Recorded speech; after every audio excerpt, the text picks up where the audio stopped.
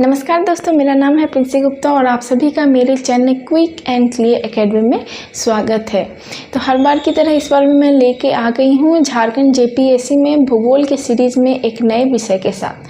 आज का जो हमारा टॉपिक है वो है बहुउद्देशीय नदी घाटी परियोजनाएँ जो झारखंड में चलाई जा रही है, उसके बारे में हम अध्ययन करेंगे। तो चलिए स्टार्ट करते हैं हम अपना आज का वीडियो। तो पहले हम ये जानेंगे कि बहुउद्देशीय नदी घाटी परियोजना कहते किसे हैं। जब नदी घाटी को एक से अधिक उद्देश्यों के लिए उसका निर्माण होता है तो उसे हम क्या कहते हैं, बहुउद्देशीय नदी घाटी परियोजनाएं। इंग्लिश में इसे हम कहेंगे मल्टीपर्पस रिवर वैली प्रोजेक्ट। ठीक है, तो ये उद्देश्य कौन कौन से हो सकते हैं हम ये जानेंगे। पहला उद्देश्य होता है कि सिंचाई के साधन को उपलब्ध करवाना, दूसरा बाढ़ को नियंत्रण करवाना, फिर तीसरा है कि बहुत सारे बांधों का निर्माण करना, ठीक है, नहरों और डैमों का निर्माण करना, उसके अलावा नौगम्य की सुविधा उपलब्ध करवाना। ठीक है, ये सब इसके उद्देश्य हो सकते हैं। ठीक है, अब हम जानेंगे कि इसे किसने कहा था। एक क्वेश्चन आता है, आधुनिक भारत का तीर्थ स्थल मंदिर, इसको किसने कहा था। तो ये पंडित जवाहरलाल नेहरू ने इसे आधुनिक भारत की तीर्थ स्थल और मंदिर की संज्ञा दी थी। ठीक है, अब हम पढ़ेंगे कि बहुउद्देशीय नदी घाटी योजनाएं जो झारखंड सरकार के द्वारा चलाई जा रही है वो कौन कौन से है। तो हम इसमें अध्ययन करेंगे टोटल 5। तो सबसे पहला है वो है दामोदर नदी घाटी परियोजना। ये परियोजना भारत की सबसे पहली नदी घाटी परियोजना है और इसे शुरुआत कब किया गया था। इसकी शुरुआत हुई थी 1948 में।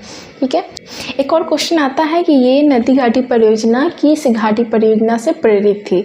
तो इसका आंसर ये होगा कि ये दामोदर नदी घाटी परियोजना अमेरिका की टेनेसी नदी घाटी परियोजना से प्रेरित होकर इस परियोजना का निर्माण किया गया था।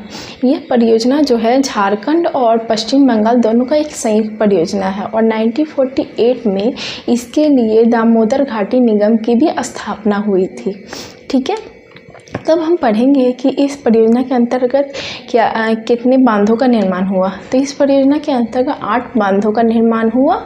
उसके अलावा 6 जल विद्युत गृह, 3 ताप विद्युत गृह, उसके साथ एक अवरोधक बांध का भी निर्माण हुआ। ठीक है, तो अब हम पढ़ेंगे कि इन बांधों का नाम क्या क्या है। ठीक है, तो दामोदर नदी का जो एक सहायक नदी है बराकर नदी, ठीक है, इस पे 3 बांधों का निर्माण हुआ। कौन कौन से वो बांध थे। पहला था तिलैया बांध, दूसरा था मैथन बांध और तीसरा है बाल पहाड़ी बांध। ठीक है, उसके अलावा दामोदर नदी पे भी 3 बांधों का निर्माण हुआ। वो कौन कौन से बांध थे। पहला है हम कहेंगे पंचेत बांध, दूसरा है बैरमू बांध और तीसरा है अय्यर बांध। ठीक है, उसके अलावा इसके सहायक नदी बोकारो और कोनार पे भी ये 2 बांध का निर्माण हुआ। उसका नाम वैसा ही रखा गया, कोनार और बोकारो बांध। ठीक है, तो ये हमने 8 बांधों के बारे में पढ़ लिया। अब हम पढ़ेंगे कि 6 जो जल विद्युत गृह का निर्माण हुआ वो कौन कौन से बांधों पर हुआ है।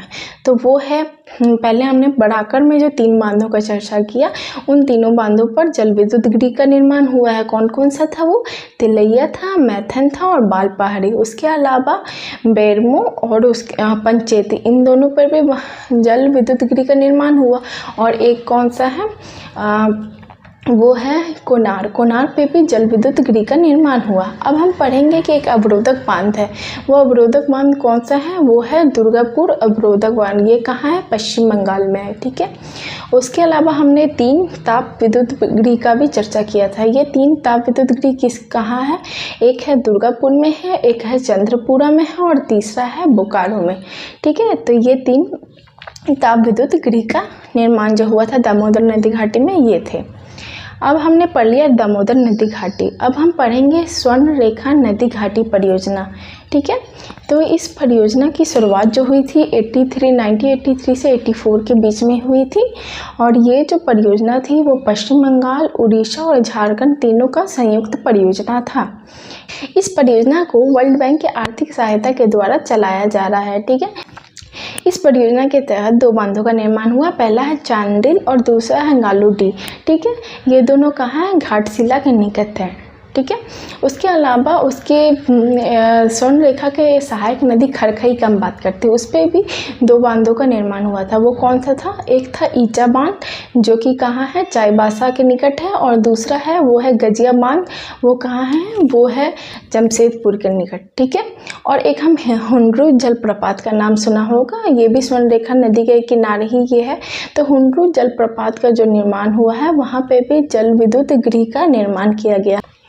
अब हमने पढ़ लिया स्वर्ण रेखा नदी घाटी परियोजना। अब हम पढ़ेंगे तीसरा घाटी परियोजना, वो कौन सा है? वो है मयूर यानी मयूराक्षी नदी घाटी परियोजना, ठीक है। तो ये परियोजना जो है झारखंड और पश्चिम बंगाल का संयुक्त परियोजना है, ठीक है। इस परियोजना के तहत इसके ऊपरी भाग और उसके निचली भाग पे 2 बांधों का निर्माण हुआ। ऊपरी भाग के पर जो बांध का निर्माण हुआ उसे हम कर्नाडा बांध कहते हैं। इसका नाम कर्नाडा बांध क्यों पड़ा? तो दुमका जिले में मैसनजोर नामक स्थान पे कर्नाडा देश की सहायता से इसे चलाया जा रहा है, इसी कारण इसका नाम क्या पड़ा? कर्नाडा बांध। उसके अलावा इसके निचले भाग में भी एक बांध का निर्माण हुआ जिसे नहरें निकलती है, और ये कौन से जगह पे है? ये तिलपाड़ा जगह में। निचले भाग में जो बांध है वो क्या है? अवरोधक बांध है, जिसके दोनों किनारों पे क्या किया गया? सिंचाई के लिए नहरों का भी निर्माण किया गया, ठीक है। इसके अलावा इन दोनों बांधों से क्या है? ताप विद्युत, जल विद्युत का भी उत्पादन होता है, ठीक है। अब हमने तीसरा परियोजना पे पढ़ लिया। अब हम अपना चौथा पढ़ेंगे, वो है उत्तरी कोयल परियोजना, ठीक है। उत्तरी कोयल परियोजना के तहत किया गया था, एक कटकू नामक स्थान पे बांध का निर्माण किया गया था। ये कौन सी नदी? हमने नाम से ही जान सकते हैं कि उत्तरी कोयल नदी पर, ठीक है। इसके साथ ही इस बांधों से क्या? नहरों का निर्माण हुआ था, नहरों की निकासी निकाली गई थी। उसके अलावा यहाँ विद्युत गृह का भी निर्माण किया गया था, जिससे क्या? विद्युत का उत्पादन होता था, ठीक है। अब हमारा लास्ट है वो है कोयल और कारो नदी परियोजना, ठीक है। तो ये दक्षिणी कोयल नदी और उसकी सहायक नदी कारो नदी पर यह परियोजना का निर्माण हुआ था। इस परियोजना का शुरुआत 1973 से 74 साल के बीच में की गई थी, लेकिन भारी विद्रोह और जन आंदोलन के कारण ये रुक रुक कर चल रही थी। अंततः ये साल 2003 में इसे समाप्त कर दिया गया, ठीक है। तो ये थी हमारी 5 परियोजनाएं जो झारखंड सरकार उसके अलावा पश्चिम बंगाल की सरकार के द्वारा संयुक्त रूप में चलाई जा रही थी, ठीक है फ्रेंड। हम अपने अगले वीडियो में विद्युत परियोजना के बारे में पढ़ेंगे। जैसे हमने इसमें पढ़ा था जल विद्युत परियोजनाएं और ताप विद्युत परियोजनाएं, उसकी चर्चा हम अपने नेक्स्ट वीडियो में करेंगे। सो फ्रेंड्स, ये वीडियो अगर आपको मेरा पसंद आया है तो प्लीज़ इसे लाइक करें, शेयर करें और सब्सक्राइब करना बिल्कुल ना भूलें। तो मिलते हैं हम अपने नेक्स्ट वीडियो में। नमस्कार।